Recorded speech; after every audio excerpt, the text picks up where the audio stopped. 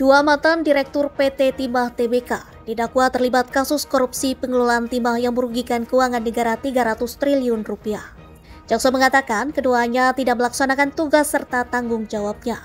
Kedua mantan Direktur PT Timah itu, yakni Mohtar Riza Pahlevi Tabrani selaku Direktur Utama PT Timah Tbk periode 2016 hingga 2021 dan Emil Ermindra selaku Direktur Keuangan PT Timah Tbk periode 2016 hingga 2020.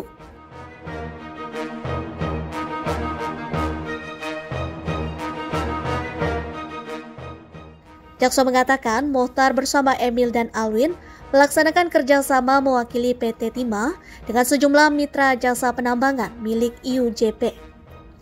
Mohtar dan Emil disebut telah mengetahui jika mitra jasa itu melakukan penambangan ilegal dan menampung hasil penambangan ilegal di wilayah IUP PT Timah. Mohtar dan Emil bersama Alwin juga merealisasikan pembayaran dari PT Timah kepada mitra jasa penambangan pemilik IUJP, seolah-olah sebagai imbal biaya usaha jasa penambangan. Pembayaran itu didasarkan pada jumlah biji timah yang dihasilkan penambang ilegal sesuai harga pasar pada saat transaksi. Jaksa mengatakan Mohtar dan Emil juga membuat dan melaksanakan program pengamanan aset cadangan biji timah dari hasil penambangan ilegal di wilayah IUP PT Timah. Mereka juga mengatur pembelian biji timah menggunakan CV Salsabila Utama untuk keuntungan pribadinya. Mohtar juga merekayasa pencatatan pembayaran biji timah 5% dari kuota ekspor smelter swasta seolah-olah sebagai hasil produksi sisa hasil pengolahan.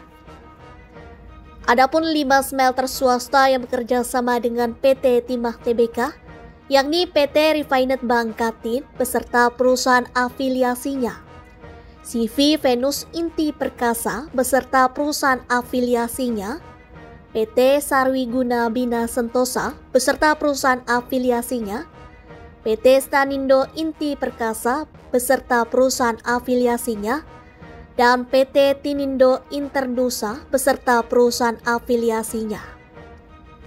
Jaksa mengatakan Mohtar dan Emil juga melakukan pertemuan dengan smelter swasta untuk membahas kerjasama sewa peralatan processing plogaman tanpa feasibility study. Padahal smelter swasta itu tak memiliki kompeten person, CP yang seharusnya tidak memperoleh RKAB.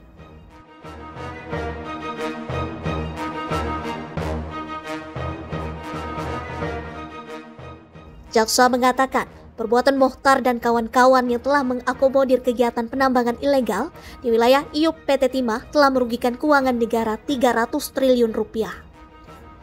Mohtar dan Emil didakwa melanggar pasal 2 ayat 1 atau pasal 3 Jo pasal 18 Undang-Undang Tipikor pasal 55 ayat 1 ke 1 KUHP. Dalam persidangan ini, jaksa juga membacakan dakwaan untuk Direktur PT Stanindo Inti Perkasa, MB Gunawan. Jaksa mengatakan, MB Gunawan bersama Suito Gunawan membeli dan mengumpulkan biji timah dari hasil penambangan ilegal di wilayah IUP PT Timah melalui PT Stanindo Inti Perkasa dan perusahaan afiliasinya bersama smelter swasta lainnya. Jaksa mengatakan, MB Gunawan menerima pembayaran biji timah hasil penambangan ilegal dari PT Timah. Dia juga membuat perusahaan cangkang atau perusahaan boneka, seolah-olah mitra jasa pemborongan yang akan diberikan surat perintah kerja SPK pengangkutan di wilayah IUP PT Timah. Jaksa mengatakan, MB Gunawan juga memberikan modal uang kepada para kolektor dan penambang ilegal yang melakukan penambangan di wilayah IUP PT Timah. Kemudian MB Gunawan membeli biji timah dari kolektor tersebut.